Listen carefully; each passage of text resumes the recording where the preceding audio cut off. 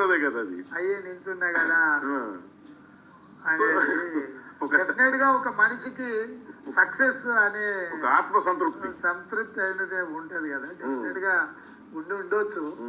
ఇక దాన్ని మనం ఎట్లా తీసుకుంటే అట్లా ఉంటది. కాకపోతే అట్లే నేను బిహేవ్ చేయలేదు. ఆయన సందర్భం ఇది ఎట్లా బిహేవ్ చేసినా డెఫినెట్ గా వెళ్ళిన సన్నివేశం ఇవన్నీ చూసిన దానివల్ల అమ్మ రేవంత్ రెడ్డి మామూలుడు కాదు, కొట్టాడు దెబ్బ అని అనుకున్నారు. అప్పుడే అనుకున్నారు. ఎందుకంటే మామూలుగా అయితే అంత సీరియస్ ఇన్సిడెంట్ కూడా కాదు అది. ఆయనకి జరిగిన ప్రమాదం అంత పెద్ద బ్రహ్మాండం భద్రైపోయినంత ఏం కాదు అది.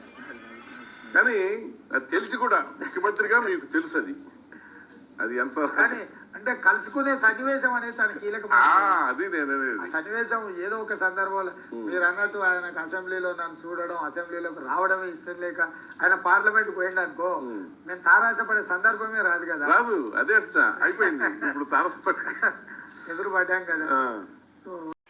ఆర్కే పలుకులు సామాన్య పలుకులు కావు, ఇవి ప్రత్యేకమైన పలుకులు.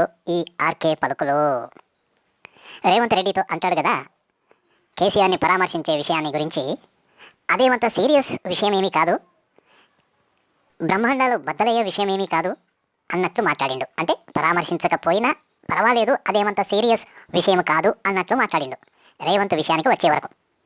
మరి అదే జగన్మోహన్ రెడ్డి విషయానికి వచ్చే వరకు ఏమన్నాడు? అప్పటికే వాళ్ళ బాబు అదే సివిఎన్ గారు వెళ్ళి పరామర్శించాడు. ఇంకా జగన్మోహన్ రెడ్డి అప్పటికి పరామర్శించలేదు. అంతే, జగన్కు తీరిక లేదు అని వండి వచ్చాడుగా. ఏమి పలుకులు రాబాయి నీవి? జగన్కేమో తీరిక లేదు అంటావు, ఇక్కడ రేవంత్ రెడ్డినేమో అదేమంత సీరియస్ విషయమేమి కాదు, అందరికీ జరిగేటివే, పెద్ద భూగోళాలు బ్రదలయ్యే విషయమేమి కాదు, పరామర్శించకపోయినా పర్వాలేదు అన్నట్లుగా ముక్తాయించావు. మరి అప్పుడేమో తీరిక లేదు, అదేదో పెద్ద ఇదైపోయింది, బ్రహ్మాండాలు బద్దలైపోతాయి అన్నట్టుగా మాట్లాడినావుగా. ఇప్పుడేమో అంత పెద్ద సీరియస్ విషయం కానే కాదు అని భలే మాట్లాడుతున్నావు. నీ ఇష్టం రా భయ్, ఏమైనా మాట్లాడతావు. ఇలాంటి మాటలకు నీవే సాటి. రేవంత్ రెడ్డి విషయానికి వచ్చే వరకు ఏం పర్వాలేదు, జగన్మోహన్ రెడ్డి విషయానికి వచ్చే వరకు తీరిక లేదు. జగన్మోహన్ రెడ్డి విషయానికి వచ్చే వరకు తీరిక లేదు. వారిని తాటి మట్టుకున్నావరైతా నీ ఇష్టం రా భయ్, ఏమైనా మాట్లాడుతూ ఉంటావు నువ్వు.